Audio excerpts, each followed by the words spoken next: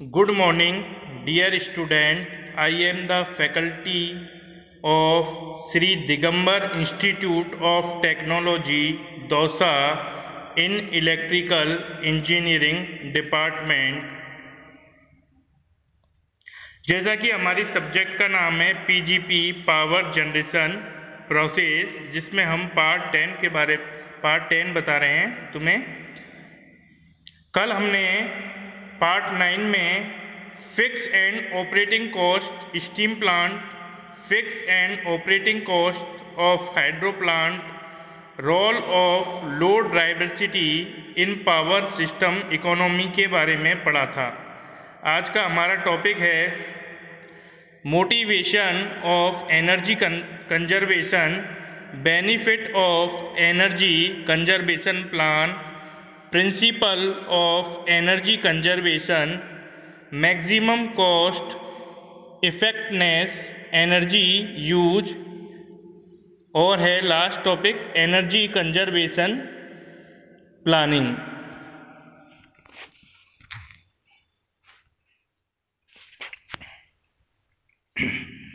Motivation for energy conservation, energy conservation के लिए प्रोत्साहन। For energy plants in government sector, the motivation for energy conservation, energy conservation के motivation यानी प्रोत्साहन के लिए गवर्नमेंट सेक्टर के द्वारा एनर्जी प्लांट्स बनाया जाता है।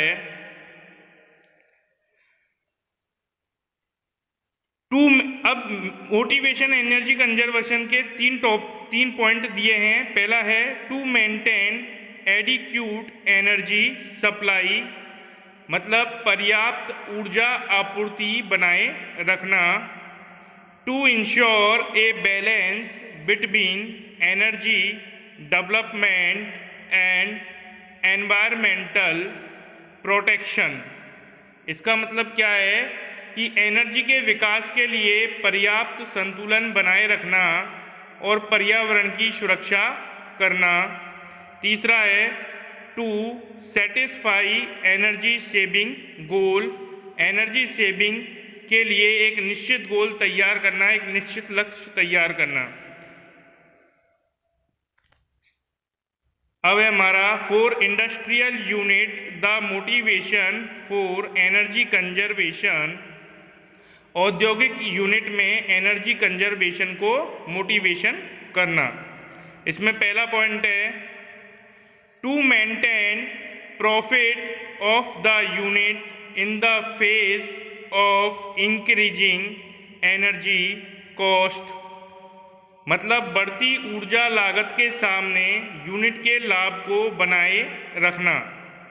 दूसरा पॉइंट है to ensure proper and adequate energy supply needed for the protection process, उत्पादन प्रक्रिया के लिए आवश्यक उचित और पर्याप्त ऊर्जा आपूर्ति सुनिश्चित करना। तीसरा टॉपिक है to ensure compliance with state energy conservation targets and efficiency standards, राज्य ऊर्जा संरक्षण लक्ष्य और दक्षता मानकों का अनुपालन सुनिश्चित करना। चौथा पॉइंट है to ensure compliance of environmental protection by laws, यानी to ensure compliance of environmental protection by laws. इसका मतलब है वातावरण प्रोटेक्शन के लिए कानून की पालना करनी चाहिए। अब हमारे benefits of energy conservation plan, energy conservation plan के क्या क्या बेनिफिट है, क्या क्या फायदे हैं। Fuel saving, smaller size and lower cost of heating and cooling appliances. Fuel saving, ईंधन की सुरक्षा की जाती है, पहला फायदा तो एनर्जी कंजर्वेशन का क्या है, फ्यूल सेविंग यानी ईंधन की सुरक्षा करना। दूसरा है smaller size and lower cost of heating and cooling appliances, छोटी साइज और कम कीमत के हीटिंग और कूलिंग उपकरण का प्रयोग करना। लेसर मेंटेनेंस कॉस्ट, रखरखाव लागत का कम आना। लेसर पोल्यूशन, प्रदूषण का कम होना। सेविंग इन लेबर कॉस्ट, श्रमिक कॉस्ट में बचत करना। Better and more acceptable product etc, अच्छे प्रोडक्ट का उत्पादन करना। बेटर मतलब अच्छे, और मोर एक्सेप्टेबल जो सबके द्वारा स्वीकार किए जाते हैं, ऐसे प्रोडक्ट को बनाना। Principle of energy conservation. Two principle of energy conservation planning. Energy conservation planning के लिए दो प्रिंसिपल का प्रयोग किया जाता है। पहला है मैक्सिमम एनर्जी इफिशिएंसी, और जो हमारा दूसरा है वो है maximum cost effectiveness in energy use. तो पहला पढ़ते हैं हम, maximum energy efficiency. A device system और process is working at maximum energy efficiency when maximum work is done for a given magnitude of energy input। किसी भी device, system या process जो कि मैक्सिमम एनर्जी इफिशिएंसी पर कार्य करती है, उसके लिए मैक्सिमम एनर्जी इनपुट देने की आवश्यकता होती है। Only a part of the energy input is converted into useful work। जब एनर्जी इनपुट बेटर होगा तो आउटपुट में हमें यूजफुल वर्क प्राप्त होगा। वर्क बराबर, अब देखो हमारा वर्क बराबर क्या होता है, energy input minus energy loss in conservation and transfer minus energy discharge.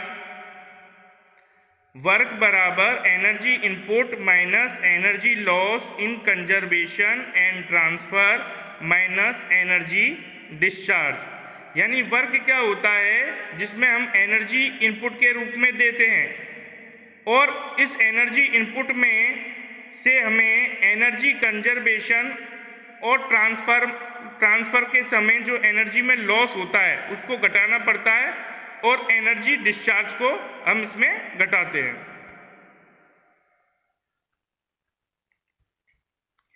It is necessary to measure input to determine efficiency. It is necessary to measure input to determine efficiency. Energy input के द्वारा हम work की efficiency को क्या कर सकते हैं, easily ज्ञात कर सकते हैं। Work is done by a force casing A motion.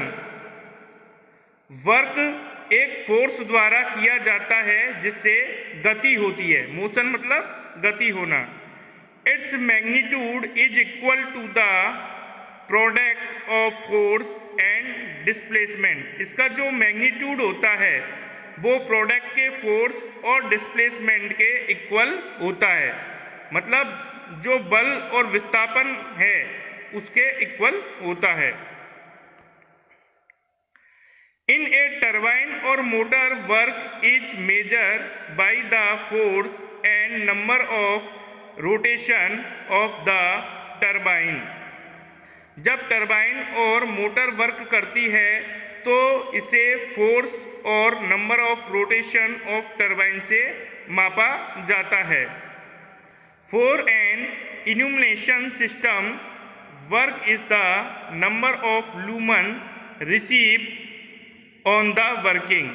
For an illumination system, work is the number of lumens received on the working plan. Illumination जो सिस्टम है उसमें जो नंबर ऑफ लूमन पर हम क्या करते हैं, वर्किंग प्लान बनाते हैं.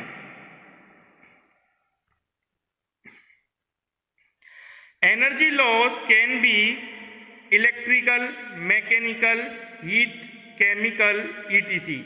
जो एनर्जी लॉस होता है वो प्राय इलेक्ट्रिकली, मैकेनिकली, हीट और केमिकल के रूप में होता है. The energy loss is finally dissipated to surrounding in the form of heat. अब जो एनर्जी लॉस है वो हीट के रूप में होता है. The energy loss is finally dissipated to surrounding in the form of heat.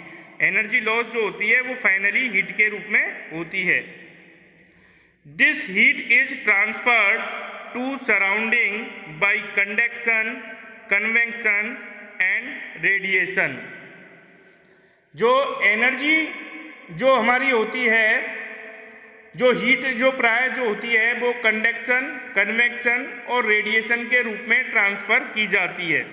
The heat is transfer, यानी हीट को ट्रांसफ़र किया जाता है कंडक्शन, कन्वेक्शन और रेडिएशन के रूप में.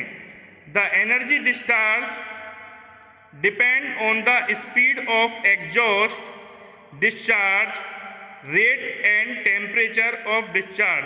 जो एनर्जी जो डिस्चार्ज होती है वो स्पीड एग्जॉस्ट डिस्चार्ज रेट पर और टेम्परेचर डिस्चार्ज पर डिपेंड करती है.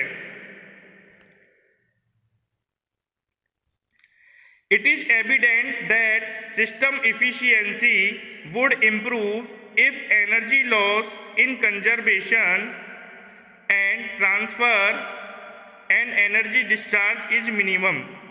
यदि energy loss convection, energy loss जो कंजर्वेशन है और एनर्जी जो डिस्चार्ज है, यानी एनर्जी लॉस मिनिमम हो और एनर्जी डिस्चार्ज जो है वो मिनिमम हो, तो उस कंडीशन में जो सिस्टम की इफिशियंसी है वो हम इम्प्रूव कर सकते हैं.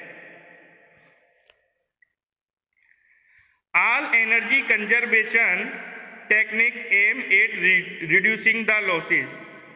जो भी एनर्जी कंजर्वेशन की टेक्निक है उसका जो मेन उद्देश्य है वो है एनर्जी लॉसेज को कम से कम करना. Maximum cost effectiveness in energy use. maximum cost effectiveness in energy use.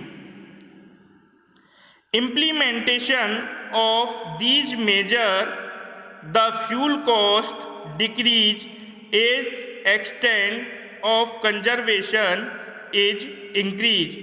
यदि फ्यूल कॉस्ट में इम्प्लीमेंटेशन किया जाए तो एनर्जी कंजर्वेशन इंक्रीज होगा, अर्थात एनर्जी सेव कर सकते हैं और फ्यूल कॉस्ट जो होगी हमारी वो डिक्रीज होगी. The total cost per unit output is sum of annual charge investment. जो total cost per unit output है वो प्राय annual charge of investment per unit output और fuel cost per unit output के क्या होता है, सम होता है. यानी जब total cost per unit output निकाला जाता है तो उसमें एनुअल चार्ज ऑन इन्वेस्टमेंट यानी वार्षिक एनुअल चार्ज इन्वेस्टमेंट को और fuel cost per unit output को दोनों को ऐड करके हम total cost per unit output निकालते हैं. Energy conservation planning. Energy conservation planning can be divided into 4 steps. Energy conservation planning को 4 स्टेपों में बांटा जाता है. पहली है specifying energy conservation target specifying energy conservation target and preparing detailed plan for conservation। यानी ऊर्जा संरक्षण लक्ष्य को निर्दिष्ट करना और संरक्षण के लिए विस्तार से योजना तैयार करना। दूसरा है identifying the facilities which are energy inefficient. उन सुविधाओं की पहचान करना जो ऊर्जा में अक्षम है। Identify the facilities which are energy inefficient. उन सुविधाओं की पहचान करना जो ऊर्जा अक्षम है। Adoption of energy conservation measure. इसमें आएगा ऊर्जा संरक्षण के उपाय को अपनाना। एडॉप्शन मतलब अपनाना, ऑफ एनर्जी कंजर्वेशन ऊर्जा संरक्षण के उपायों को। Adoption of energy conservation measure ऊर्जा संरक्षण के उपायों को अपनाना। Evaluation of energy conservation benefits ऊर्जा संरक्षण के लाभों का मूल्यांकन करना। तो अब आएगा next identifying energy inefficient facilities and equipment. अब इसमें दो चीज आती है। पहला है energy quality index. Energy quality index का फॉर्मूला होता है एनर्जी यूज बटा एनर्जी इनपुट। जितनी एनर्जी हम यूज कर रहे हैं और जितनी एनर्जी इनपुट दे रहे हैं उसका डिवाइडेशन करना पड़ता है। तो एनर्जी यूज बटा एनर्जी इनपुट बराबर एनर्जी क्वांटिटी इंडेक्स। अब हमें निकालनी है एनर्जी क्वालिटी इंडेक्स। तो एनर्जी क्वालिटी इंडेक्स का फॉर्मूला होता है एनर्जी अवेलेबिलिटी ऑफ आउटपुट बटा एनर्जी अवेलेबिलिटी ऑफ इनपुट। यानी जो एनर्जी आउटपुट के रूप में अवेलेबल है और जो एनर्जी इनपुट के फॉर्म में अवेलेबल है उसका डिवाइडेशन हमको करना पड़ता है। तो एनर्जी अवेलेबल आउटपुट बटा एनर्जी अवेलेबल बटा इनपुट बराबर होता है energy quality index. These two index indicate the extent of energy losses। ये जो इंडेक्स है वो इंडिकेट करती है एनर्जी लॉसेज को बताती है। The equipment and process which have the lowest value of these indicates first to taken up for modification changes and replacement. अब इसमें जो है हम क्या करते हैं मॉडिफिकेशन करते हैं, वैल्यू में चेंज करते हैं और रिप्लेसमेंट करते हैं अगर इक्विपमेंट वगैरह हमारा खराब होता है तो उसमें। एबुलेशन ऑफ बेनिफिट्स। एबुलेशन ऑफ बेनिफिट्स की बात करें तो पहला है in this step the overall cost and benefit of programs are studied and calculated in this step। यानी एबुलेशन ऑफ बेनिफिट में जो ओवरऑल कॉस्ट है और बेनिफिट जो प्रोग्राम के बेनिफिट्स होते हैं उनको क्या करते हैं हम अध्ययन करके उनका कैलकुलेशन निकालते हैं। A behaviour model and A cost of function are used to evaluate cost and benefit। यानी एक मॉडल को तैयार करते हैं, बिहेवियर मॉडल बनाते हैं and cost function are use और कॉस्ट फंक्शन का यूज करते हैं जिससे हम कॉस्ट और बेनिफिट को एवेल्यूट कर सके। अब इसमें पहला है प्रोडक्शन लेवल। प्रोडक्शन लेवल को हम डिफाइन करते हैं F1 से। प्रोडक्शन लेवल बराबर F1। अब इसमें क्या आता है प्रोडक्शन लेवल में कैपेसिटी यानी प्लांट की प्रोडक्शन लेवल में प्लांट की capacity, utilisation, sales, transportation, energy conservation, requirements, pollution control यानी प्रोडक्शन लेवल में हम एक तो प्लांट की कैपेसिटी देखते हैं, दूसरा यूटिलाइजेशन देखते हैं, प्लांट यूटिलाइजेशन, तीसरा सेल्स देखते हैं कि प्लांट में कितनी एनर्जी की सेल्स हो रही है, मैक्सिमम एनर्जी की कितनी डिमांड है, ट्रांसपोर्टेशन की सुविधा, एनर्जी कंजर्वेशन रिक्वायरमेंट, एनर्जी की बचत को देखते हैं, पॉल्यूशन कंट्रोल और प्रदूषण को कंट्रोल करते हैं, किसमें, प्रोडक्शन लेवल में। दूसरा आएगा हमारा reduction in energy input, energy input को उसमें कमी करना, रिडक्शन करना, इसको अपन डिनोट करते हैं F2 से। तो रिडक्शन इन एनर्जी इनपुट बराबर F2। इसमें क्या लेते हैं अपन, technology, age of equipment, location, ETC। तो रिडक्शन ऑफ एनर्जी इनपुट में प्लांट लोकेशन को देखा जाता है, इक्विपमेंट की एज देखी जाती है, लाइफ देखी जाती है, और प्लांट की टेक्नोलॉजी देखी जाती है। Where F1 and F2 indicate function, यानी F1 तो जो है वो प्रोडक्शन लेवल फंक्शन बताता है, और F2 जो है वो रिडक्शन एनर्जी इनपुट के फंक्शन को बताता है। तीसरा है हमारा cost of function takes the form. अब कॉस्ट ऑफ फंक्शन में हम बात करें तो बेनिफिट बटे कॉस्ट, इसको हम डिनोट करते हैं F3 से। तो इसमें क्या आएगा, बेनिफिट बटे कॉस्ट की जो हम डिनोट कर रहे हैं F3 से, जिसे कॉस्ट ऑफ फंक्शन के रूप में हम ले रहे हैं, इसमें प्रोडक्शन ऑफ क्वांटिटी का प्रोडक्शन, प्लांट जो है उसकी जो क्वांटिटी है उसका प्रोडक्शन, उसकी जो यूनिट प्राइस है उसको देखते हैं। वेयर F3 इंडिकेट फंक्शन, जहां F3 जो है वो कॉस्ट फंक्शन को इंडिकेट करता है। बेनिफिट बटे cost ratio is the function of production quantity, unit price, ETC। Benefit बटा कॉस्ट का जो रेशो है इसका फंक्शन प्लांट की प्रोडक्शन क्वांटिटी को, प्लांट की यूनिट प्राइस को बताता है। प्रोडक्शन फंक्शन लेवल जो बताया था, प्रोडक्शन फंक्शन लेवल F1, ये प्लांट कैपेसिटी, सेल्स, ट्रांसपोर्टेशन आदि को बताता है। रिडक्शन एनर्जी इनपुट, अब रिडक्शन एनर्जी इनपुट की बात करें तो रिडक्शन एनर्जी इनपुट जो है फंक्शन की टेक्नोलॉजी को बताता है, और एज ऑफ इक्विपमेंट की जो लाइफ है उसकी जो एज है उसको बताता है। अब एक बार हम और डिस्कस कर लेते हैं।